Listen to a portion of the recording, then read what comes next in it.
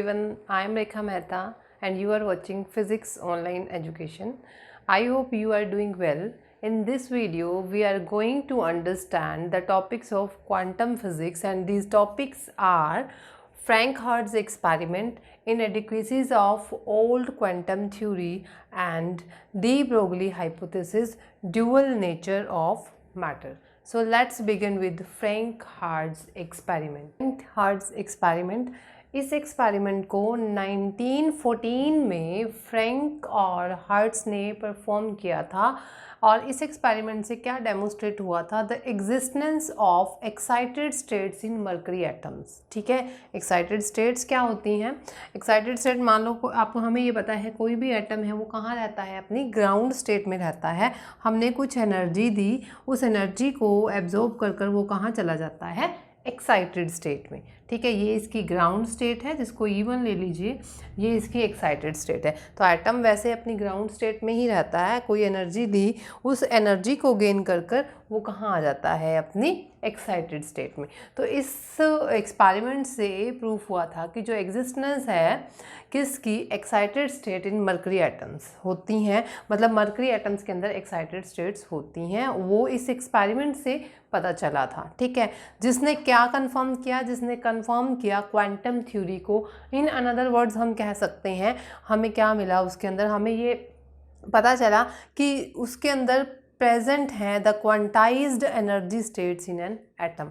मतलब जो ये एक्सपेरिमेंट है ये क्या कंफर्म कर रहा है? Quantized energy states in an atom. और उनको मेज़र करने के लिए, उनकी मेज़रमेंट के लिए क्या मेथड हो सकता है या उसको कैसे मेज़र कर सकते हैं, उसके लिए इस एक्सपेरिमेंट के अंदर हम वो, मतलब ये एक्सपेरिमेंट हमें उसको मेज़र करने का मेथड भी बताता है। ठीक है, तो होता क्या है इसके अंदर? इसके अंदर हमने क्या लिया हुआ है? एक ग्लास ट्यूब ली है जिसके अंदर मरकरी वेपर्स हैं। ठीक है, ये ग्लास ट्यूब है, इसके अंदर क्या है? मरकरी वेपर्स हैं। 3 इलेक्ट्रोड्स ली हुई हैं, कैथोड, यहाँ पर ये ग्रिड है, और ये क्या है? एनोड है। ठीक है, कैथोड है, कैथोड को मैंने नेगेटिव पोटेंशियल दिया है, नेगेटिव से कनेक्ट किया है एक टर्मिनल, और ये जो ग्रिड है इसको पॉजिटिव से कनेक्ट किया है। इधर से एनोड को नेगेटिव और इसको पॉजिटिव से कनेक्ट किया है। ठीक है, फर्स्टली हम क्या करते हैं? हम थर्मियोनिक एमिशन से और with the help of these battery, इस बैटरी की हेल्प से, with the help of this battery, इस बैटरी की हेल्प और थर्मियोनिक एमिशन से हम क्या करते हैं? इस कैथोड को हीट करते हैं, जिसकी वजह से यहाँ पर क्या होंगे? इलेक्ट्रॉन इमिट होंगे। ठीक है, इसको बोलते हैं हीटेड कैथोड। जो हीटेड कैथोड है, थर्मियोनिक एमिशन और इस बैटरी की हेल्प से क्या होगा? यहाँ पर इलेक्ट्रॉन इमिट होंगे, इलेक्ट्रॉन इमिट होंगे। और जो यहाँ पर जो मेटल ग्रिड है, ये मेटल ग्रिड क्या कर रहा है? ये इलेक्ट्रॉन्स को एक्सेलरेट करेगा। ठीक है, इलेक्ट्रॉन को एक्सेलरेट करने का काम इस मेटल ग्रिड का है। अब होगा क्या? जहाँ से इलेक्ट्रॉन इमिट हुए, ठीक है, इस मेटल ग्रिड पर पहुँचे, इस मेटल ग्रिड से इलेक्ट्रॉन क्या हो रहे हैं? एक्सेलरेट होंगे। अब जिन इलेक्ट्रॉन के पास सफिशेंट काइनेटिक एनर्जी है, ठीक है, जिन इलेक्ट्रॉन के पास क्या है? सफिशेंट काइनेटिक एनर्जी है, वो इसको क्रॉस करके कहाँ आ जाते हैं? इस एनोड पर आएंगे। इस एनोड पर आएंगे, यहाँ पर मैंने रिटार्डिंग पोटेंशियल लगाया हुआ है, इसको ओवरकम करके हमें क्या मिलेगा? करंट मिलेगा। लेकिन इसके अंदर 2 चीज़ें होती हैं। क्या?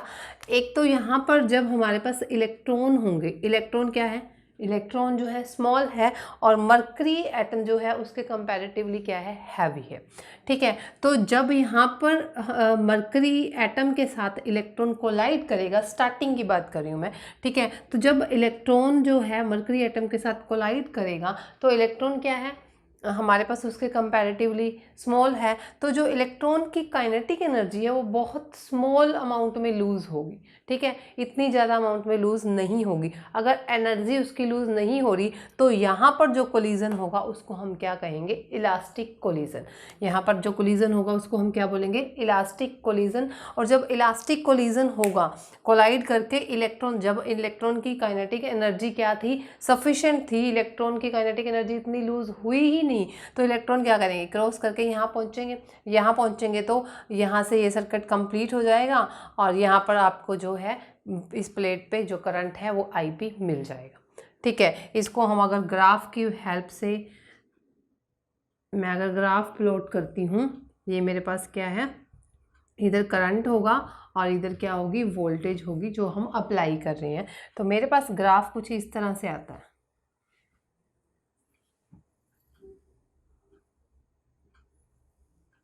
Like this. ठीक है, यहाँ पर वोल्टेज है, ये होती है मेरे पास 4.8 वोल्ट, यहाँ पर 9.6 वोल्ट और यहाँ पर होगी 14.6 वोल्ट। ठीक है, मैं एक्सप्लेन करूँगी ये कैसे आया। अभी तो हमारे पास क्या था, इलेक्ट्रॉन के पास जब इतनी सफिशिएंट एनर्जी है, काइनेटिक एनर्जी, कि इलेक्ट्रॉन इसको क्रॉस करके यहाँ पहुँच गया, और जब यहाँ पर पहुँचा है तो करंट हमें मिल रहा है, करंट इंक्रीज होगा।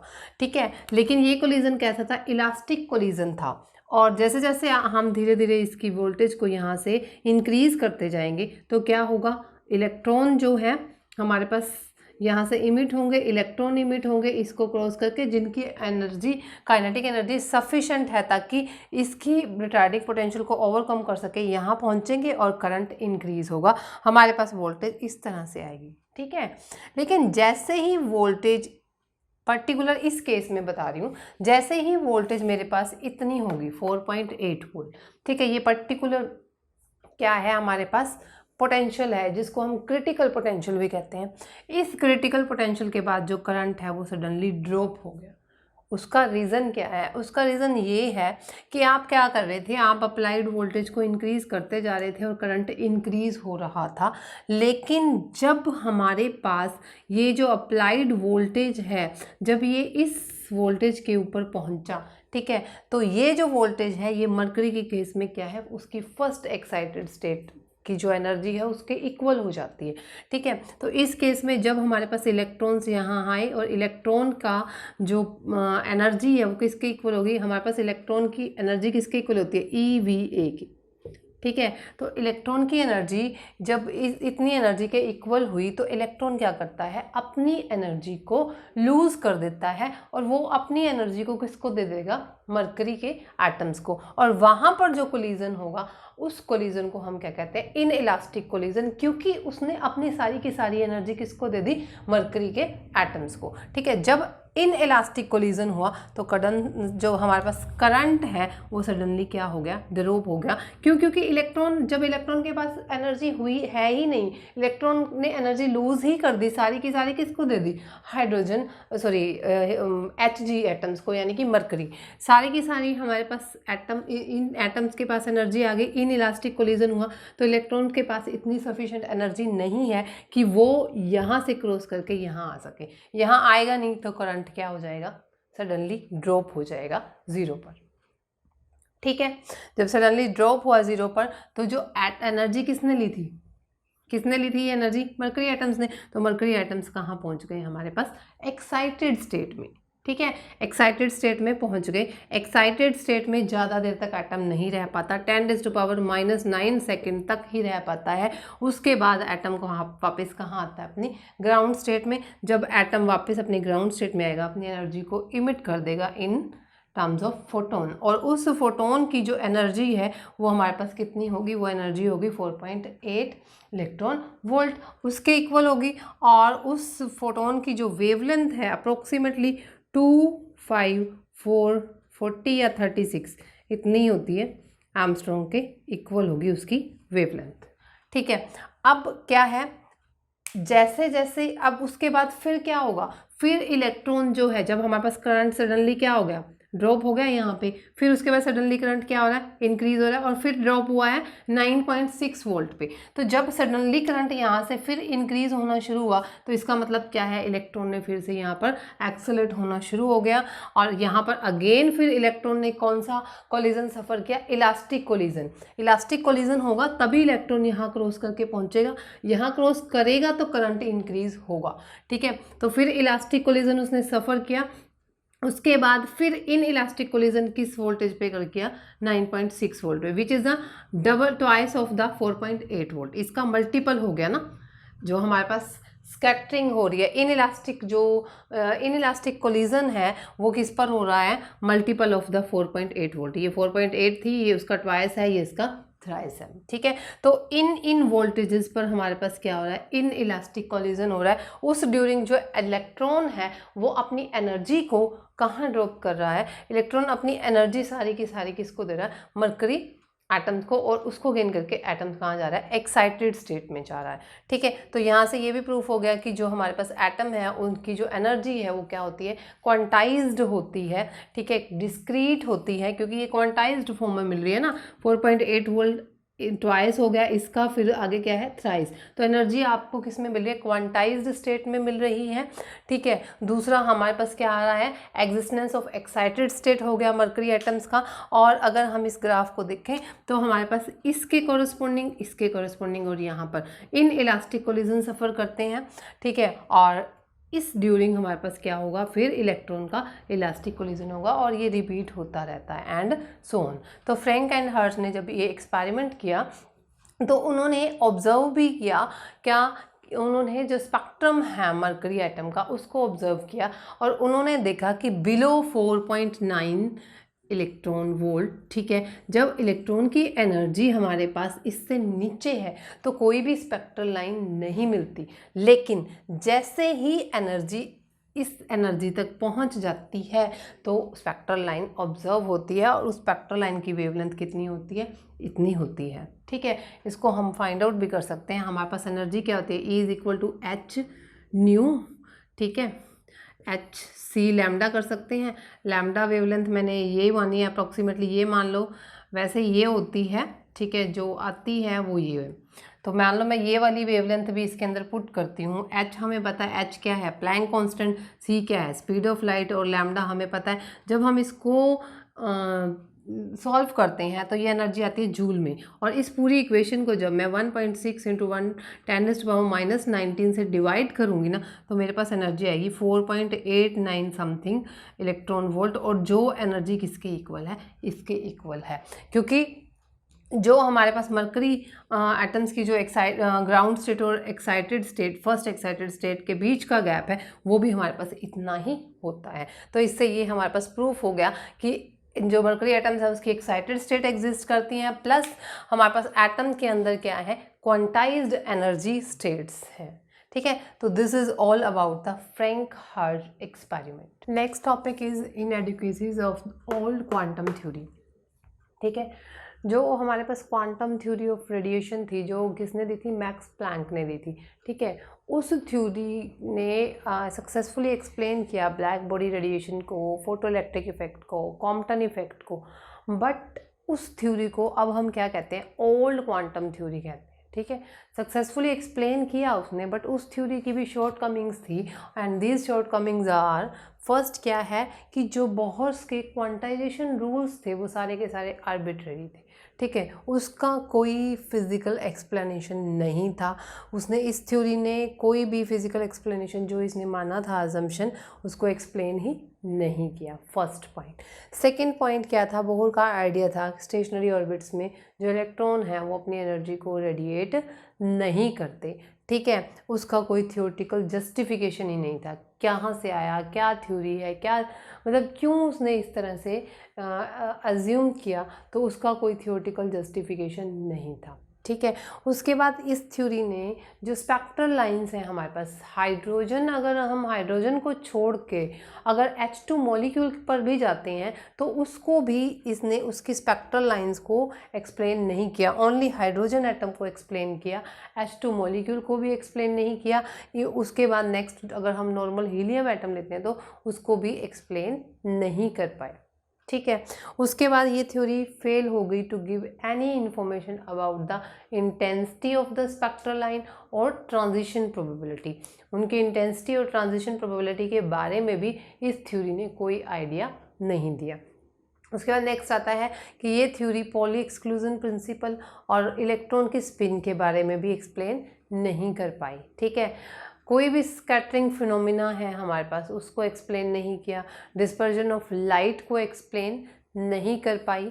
ठीक है, तो ये कुछ पॉइंट्स थे जो मतलब हम ये कह सकते हैं कि जो ओल्ड क्वांटम थ्योरी है, जिसके अंदर जो ओल्ड क्वांटम थ्योरी के जो ये पॉइंट्स हैं, ये उनकी शॉर्ट कमिंग्स हैं, ये उसकी लिमिटेशंस हैं। तो ओल्ड क्वांटम थ्योरी की इनएडिक्वेसीज ये थी। ठीक है, उसके बाद नेक्स्ट टॉपिक आता है हमारा de Broglie hypothesis and dual nature of matter. Physics के अंदर कुछ फिनोमिनाज हैं, जैसे इंटरफेरेंस है, डायफ्रैक्शन है, पोलराइजेशन है। अगर हम इन फिनोमिनाज को देखें तो इसके अंदर हम क्या कंसीडर करके चलते हैं, जो इलेक्ट्रोमैग्नेटिक रेडिएशंस हैं उनका नेचर कैसा है, वेव नेचर है। ठीक है, उसके बाद फिज़िक्स के अंदर ही कुछ और फिनोमेना जैसे फोटो इलेक्ट्रिक इफेक्ट है, कॉम्पटन इफेक्ट है।